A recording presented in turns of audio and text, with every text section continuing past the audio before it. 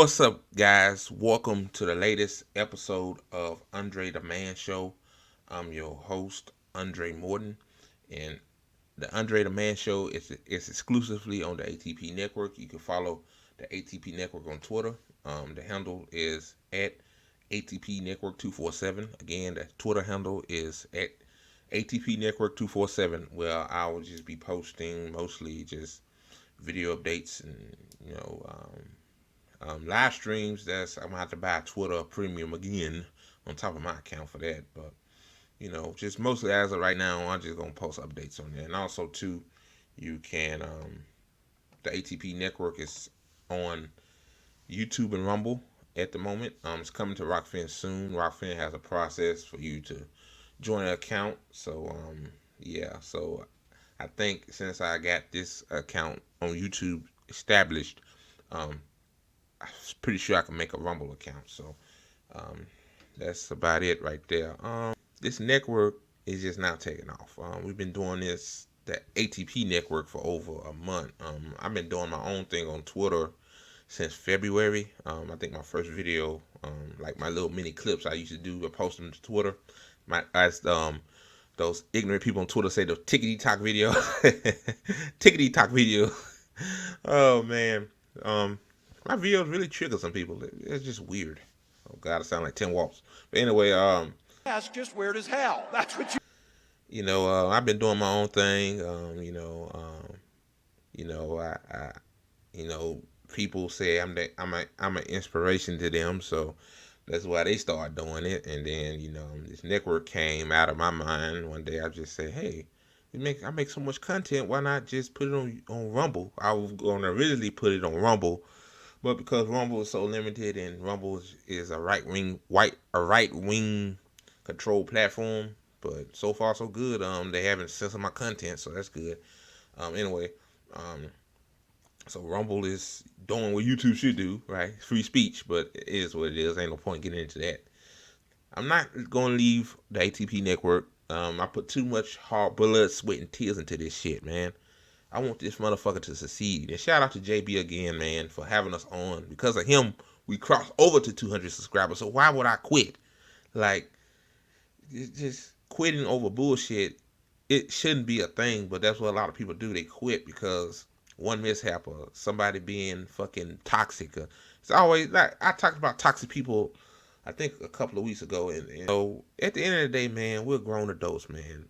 We should not be beefing. And in the independent media, we should be one fucking entity. Like the left independent media, I gotta be specific. Like we should come to fucking together. Like look, man. Look, man. I just don't have time for the bullshit, man. Like, you know, people, man, can really just drive you fucking crazy. I just gonna say that. It, you know, this is my last point. Then I'm gonna move on. I can't let these people get on my nerves, man. That's why that's why I get space. I isolate myself. I have to isolate myself because I'm telling you, man, I can't let people from other podcasts or even some people I know fuck with me. I can't do that. So that's all I gotta say about that. And also, guys, thank you so much for watching my live stream yesterday with Camilla and Pro Zionist 10 Waltz. I'm gonna get into that later on. I gotta show y'all not a clip, but like a image of what. Shout out to the PSL for showing this because I didn't even know this motherfucker was a Zionist. Of course, um, unfortunate, the Hill ain't gonna mention it because they support Zionists. So anyway, guys, that's all I gotta say about that. On to the next clip. Okay, I got this article from the Jerusalem Post. It says Iran may be reconsidering major strike on Israel after Americans show of force. Report. It says the report comes after the U.S. sent more warships to the region for an Iran-led attack on Israel. See, this is what Israel wanted. They wanted Bibi, bitch ass Benjamin Netanyahu wanted this. He wanted to put the U.S. He want the U.S. to get into war with Iran because obviously you know that you know that the U.S. has significant size military compared to his, the IDF. Those fucking bastards, man. I'm gonna read this a little bit. Give my thoughts. It says Iran may be reconsidering its vow of a harsh reprisal on Israel for last week's assassination of Hamas political bureau leader Ismail Haniyeh in Tehran. Washington Post columnist. Oh, I said communist. Jesus. David Agnatus reported on Wednesday morning, citing White House officials. The regime's proxy militia in Lebanon, Hezbollah, is still a wild card, however, Agnatus added. The Post columnist noted that the Biden administration had been sending strong messages to Prime Minister Benjamin Netanyahu not to stand in the way of hostage deal ceasefire negotiations and messages via regional partners to Tehran, urging restraint in its response. Agnetis assessed in the article that since Netanyahu and Biden's phone call on hostage deal negotiations last week, the former had moved towards the U.S. broker hostage deal. Then it talks about warships. It says, additionally, in a show of force, the U.S. has sent more warships to the region in preparation for an Iran-led attack on Israel. Okay, the warships are equipped with anti-missile capabilities. Speaking at a press conference in Maryland, U.S. Secretary of State Lloyd Austin stated, "We have adjusted our military posture to strengthen our force protection." Yeah, I bet, motherfuckers. Y'all, these warhawks in Washington, man, gotta go. This follows U.S. General Michael Kurilla's arrival to Israel this week to aid the coordination of efforts to deter and defend against an Iran attack. And like I say, y'all, the United States of Israel, this is what this country is, and the United States of America, the United States of fucking Israel. The Post added in a Wednesday report that Biden administration was continuing to move quickly in order to prevent further escalation in the region. Both President Joe Biden and Vice President Kamala Harris met with top advisors in the White House Situation Room this week to discuss the matter. Additionally, the American media outlet added that the squadron of F-22 fighter jets was among the U.S. assets scrambled closer to Israel. Biden and Harris also discussed with advisors the attack by Iranian-backed Israeli insurgents that wounded American forces in the region. Okay, that's about it. So, yeah, y'all, you heard that. So the United States is basically preparing to go to war with Iran for Israel's convenience. Just like the United States is going to war with Russia, basically, but using Ukraine as a proxy. So basically, it's another proxy war. But I wouldn't be surprised if China and Russia had, on go be in this too as well, because just another World War III brewing. Just the fall of the fucking American empire. So yeah, y'all. That's that for that article. Okay, I got this article from Al Jazeera. It says, Iran's response to Israel looms. What are the possible scenarios? With tension in the Middle East at its highest since October 7th, how did we get here and what could happen next? Oh, boy. The assassination of Hamas political chief Ismail Haniyeh in Tehran, along with the killing of leading Hezbollah figure Fawad Shakir in Beirut, has sent the shockwaves throughout the Middle East, and feeling that the Iranians are likely to respond with an attack on Israel that could start an all-out regional war. And like I said in my Tickety Talk video, Israel do not want no peace. They don't want no peace. They don't want no ceasefire. They don't want no peace. They want all-out war, because Iran been on their ass for a long time. Israel and Iran been at it for a long time. Then that strike that Iran hit back in April, kind of feel like this shit was going to happen. I'm going to read this. Iran is widely believed to have carried out Haniyeh's killing and claimed the assassinators of Shakir. Of course, following on for months of devastating attacks on Gaza, where almost 40,000 Palestinians have been killed in previous escalations against both Iran and its ally Hezbollah in Lebanon. There is apprehension over what comes next, with the fear of Lebanon in particular could be at risk of attack in case of any extended conflict. What does it say right here? It says, okay. It says it has now been almost a week since both Hania and Shakir were killed, but no major attack on Israel has yet been conducted, with diplomats scurrying around the region in an effect to start off any escalation. Yeah, of course. Like it's called strategy. I don't want the war to happen. I'm anti-war, y'all, but I'm just saying, like, um, just like Hamas. Somebody take over. Somebody kill your people, take over, occupy your land. Of course you gonna form a militia and try to strike back.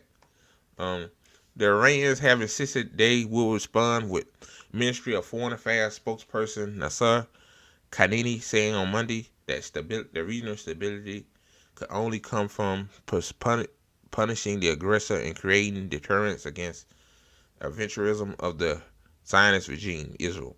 The question is, what shape will this response take? Will it be measured? Will it be a measured effort, calculated to avoid a regional war, much like the last time Iran felt like it had to respond to Israeli attack in April? Or will Iran leaders believe that the latest attacks will require more peaceful response, even if the risks are a wider conflict? So yeah, I'm gonna read this and I'm gonna stop. I should start putting these articles in the description below. You can read it yourself because um, should only read parts of this. Al Jazeera is a pretty good site. I want to put eyeballs on it as well. And yeah, the assassination of Hania has brought tensions to their highest point since last October, when a Hamas-led attack led to an estimated 1,139 people killed in Israel, and more than 200 people were taken captive. Israel responded by launching a devastating war on Gaza that destroyed the enclave, displaced millions, and killed almost 40,000 Palestinians. Let me say this, okay? 1,100 people getting killed in Israel. Yes, that's bad. We all know that. Everybody understand that. But 40,000? That's 40 times more dead Palestinians than there are dead people in general. I'm not, I don't like violence. I don't like war. I don't like violence. But like, yeah, yeah. Make it make sense. Hamas, Israel escalated Hamas to do their attack so they can ethnically cleanse the Gaza. Oh boy, I don't know. Sometimes it's like you tell these people this stuff and like their brain just don't calculate it correctly, or they just think, Hamas is to blame for everything. Hamas is to blame for that volcano eruption around Israel too, I guess. Um, Less than 24 hours before Hania's assassination, Israel killed Fard Shakir, a founding member of Hezbollah's armed wing, and at least 5 civilians in Beirut's southern suburbs. Israel blamed Shakir for an attack in the Israeli-occupied Golan Heights, which killed 12 Druze children and young people. Hezbollah has denied responsibility for the attack. Um, See what I'm saying? Israel has killed at least 39 commanders or senior members for the Axis of Resistance, the pro-Iranian network opposed to U.S. and Israeli hegemony in the region since October 7th, according to the monitoring group ACLED. It is unlikely that the elimination of commanders and senior leaders of the Axis of Resistance will be a decisive factor in ending the current conflicts among Israel's southern and northern borders, pose a essential threat to Israel advisories. ACLED's Middle East regional specialist Amin Mevha wrote in a report, with a ceasefire agreement that could secure the release of Israeli hostages not even more distant, the current assassinations have brought the region even closer to the brink of war that could have been devastating consequences for the Middle East and beyond. I'm gonna stop right there, guys. Just check that out from Al Jazeera. Good article. Um, so yeah. I mean, of course. Israel playing all along. We want war or run, and we need United States weapons and manpower. Hell, let's kill Hezbollah's one of Hezbollah's military leaders and kill Hamas the political wing of Hamas leader. So yeah, yeah, this is not good, people. It's not good, man. Keep your eyes on this, man. Your homework is keep your eyes on this, man. This could get very, very ugly, man. We already got the war in Ukraine and Russia, and then now this, and man, I'm just so tired, bro. I'm just tired, man. I just want Palestine to be free. I want, you know, I want Israel to dissolve into oblivion. I want a one-state solution. The Jews could stay there, but they got to follow Palestinians' laws and stuff like that. Like, ain't nobody ain't saying kick the Jews out. Zionists lost their fucking mind with that too.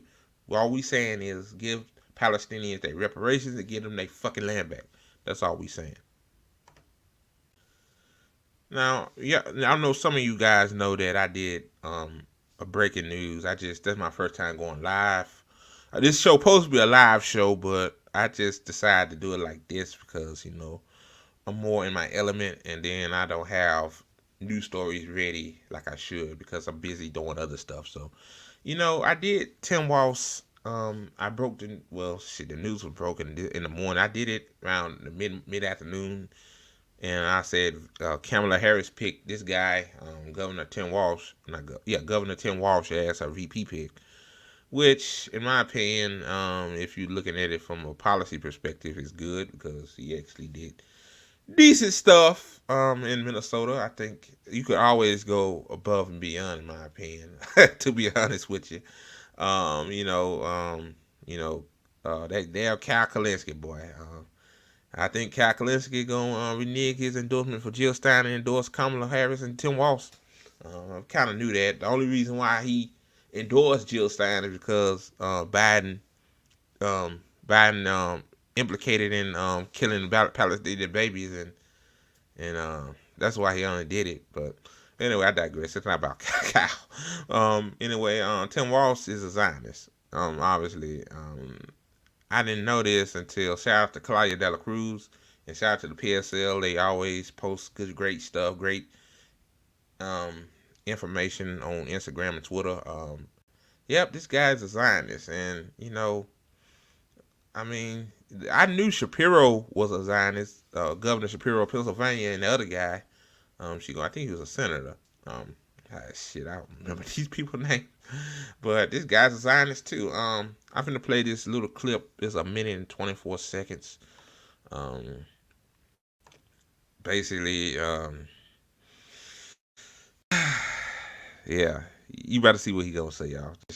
And so Vice President Harris on her move to President Harris is going to bring us along with her. I want to ask specifically about frustration you've seen in Minnesota. During the primary process, some 19% of Democratic primary voters in Minnesota voted for uncommitted rather than for President Biden. That's nearly 46,000 people, largely calling for a ceasefire in Gaza. Does Vice President Harris need to change her message, specifically on this one issue, to break from Biden and to try to bring some of those voters back in?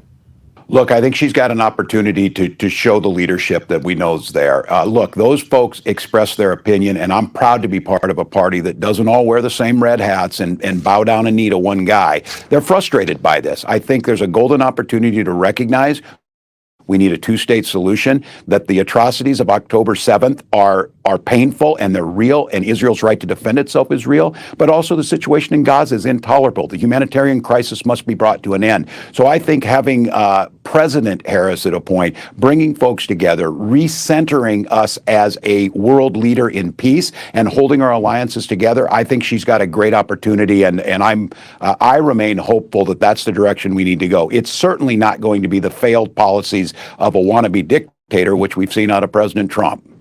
Hey, I was saying, I muted my mic. Thank God this is edited. Holy shit. I said that now I see why Kamala Harris picked this guy, because they both have the same fucking insight on Israel. Like, you know, yeah, I'm finna play it again.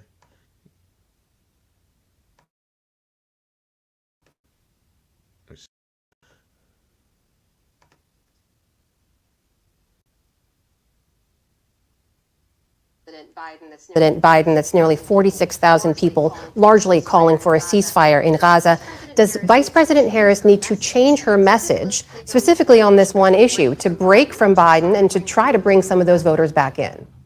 Look, I think she's got an opportunity to show the leadership that we know is there. Look, those folks express their opinion, and I'm proud to be part of a party that doesn't all wear the same red hats and bow down a knee to one guy. They're frustrated by this. I think there's a golden opportunity to recognize we need a two-state solution. No, that right there. That right there. No. No. No two-state solution. No two-state solution. No, Tim Waltz. We need a one-state solution, and and Palestinians need reparations for the mental scars, the permanent mental scars, and just, I know money is not going to bring people back. I get that, but I'm just saying, like, one state solution is off the motherfucking table. And also too, I'm about to say this too. That, remember the Abraham Accords in 2019? Um, Basically saying that Palestinians have no fucking power in their own fucking state. Yeah, that's just fucking bullshit. It's bullshit. That's all it is. No two-state solution. That the atrocities of October 7th are painful and they're real, and Israel's right to defend itself. First of all, Tim Walsh, apparently, you supposed to be a politician. You supposed to know more than me. You supposed to be more insight more than me. But a black ape with a microphone, oh man, knows more than you. So, sir, um, the um, the conflict started way before October 7th. Like, and Israel has a right to defend itself. First of all, yeah, October 7th happened, but again, like, you kill 40 times more people than what happened on October 7th. Just shows me that what is Israel defending? What Israel has a 90 something percent civilian death rate. But you say that Israel had the right to defend itself? Oh man, just typical man. Damn man, why you couldn't be have free school lunches and say that Palestine need a one state solution? Oh Jesus Christ, man, these people, man. And Kyle Kalinske sipping for this motherfucker. It's sad. Is real, but also the situation in Gaza is intolerable. The humanitarian crisis must be brought to an end. But you said it wants to be brought to the end, but the only way it should be brought to the end with one state solution, sir. I don't know you like that, so I'm not gonna call you out your name. Try to be professional. But but you said we need a two-state solution, but you saying you conflicting. We need a two-state solution, but the humanitarian crisis, man, what's happening in Gaza is more than a humanitarian crisis. That's a fucking assault on those Palestinians, man. That's an assault. Open air prison, they can't get out. The West Bank is being occupied. They had to move all the way down to the to Rafah. Rafah is a damn refugee camp at this point. Get airstrikes every 5 minutes. Kids shaking and stuff every time they hear a noise because they think it's an airstrike. So yeah, man, just cut the bullshit, Tim Walls. Just cut the fucking bullshit. I think having President Harris at a point, bringing folks together, recentering us as a world leader in peace and holding our alliances together, I think she's got a great opportunity, and I remain hopeful that that's the direction we need to go. It's certainly not going to be the failed. Um, um, Kamala Harris is a Zionist herself, just like you. So yeah, and she's going to continue sending more money and weapons to Israel, dude. So yeah, I doubt that. Yeah. policies of a wannabe dictator, which we've seen out of President Trump. Now that's the end of that. Now, I'm so sick of people calling Trump a dictator. Like, a dictator to me is a person that causes devastating harm to people. Like Benjamin Netanyahu, yes, that's a dictator, but Donald Trump is not a dictator. Donald Trump is an establishment politician that listens to his donors, just like Kamala. He's just like Kamala Harris and Joe Biden. So if we go call Donald Trump a dictator, let's call Joe Biden a dictator. Let's call Barack Obama a dictator. I mean, they all of them the same. They got donors. They listen to their donors. They don't listen to their voters. So let's just cut the bullshit. That's just the dictator thing is just another getting blue meat to his base. That's all it is. So for all you people that were kind of excited about Tim Walz, yeah, he did some great things in Minnesota. I ain't gonna lie, but being a Zionist, it should be a no to everybody, even Kyle Kalinske. But I'm pretty sure you gonna see some videos of him capping for this man. So yeah, that's that.